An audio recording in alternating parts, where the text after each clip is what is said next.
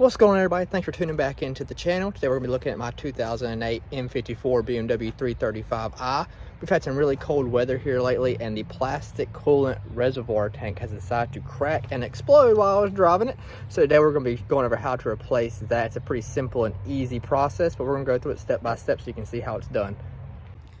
All right, everybody, we're here at my BMW 335i. As you can see, we have the coolant reservoir tank right here. It's a pretty straight and easy process on this. It's 2 bolts here, one there. We're gonna pull this hose right here.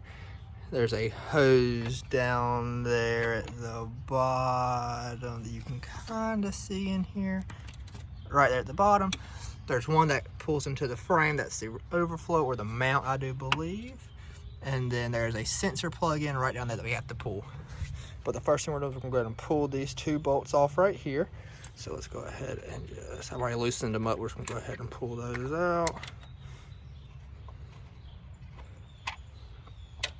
Pull this hose off, out of the way. Pull its little locking tabs up. I might be able to do it one-handed, but I'll pull this off and I'll show you what it's like when it's out. Alright, so we now have the old coolant reservoir tank out. As you can see, it is busted all the way down the side. This replacement comes with everything except for the cap, so I do have to reuse the cap on this one, but my cap was in fine condition. But this is what the old reservoir looks like. We have a brand new URO to put in this one right here. And I'll show you how to put that one in.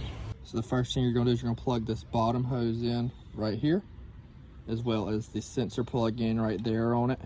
I already have the new one in there, so I forgot to show how to put it in there, but super easy. You just clamp that hose on there, put a little tab on it, hook up the sensor, drop into place. This little port, there's a little hole on the frame that has a place for this to push into to hold it in place.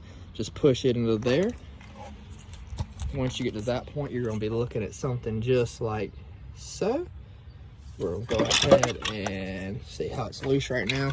We're going to find that little hole. We're just going to push it down into it like so. See, now it's a lot more stable.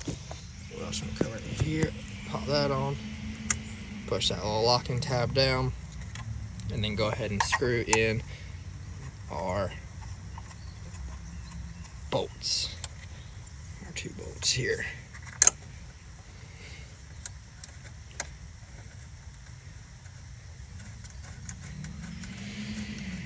You may have to loosen this up right here, which is your car vacuum canisters.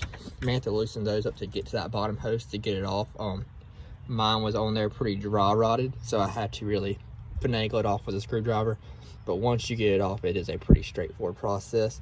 I'm gonna go ahead and zip these up real fast, put the lid on. Oh, you also have to transfer these little clips, or they hold the vacuum lines that go to the vacuum canisters in place. They just pop off a little flathead screwdriver and pop back onto the new one. I'm gonna go ahead and get this thing set up, bled, and we should be good to go. Thank you guys for tuning in. If you have any questions about this process, like I said, this is a very easy process on here. I just want to make a video on it so you could have it. If you have any questions or want to see more about it, just let me know. Comment in the description below. But let's see if we can make this thing go again.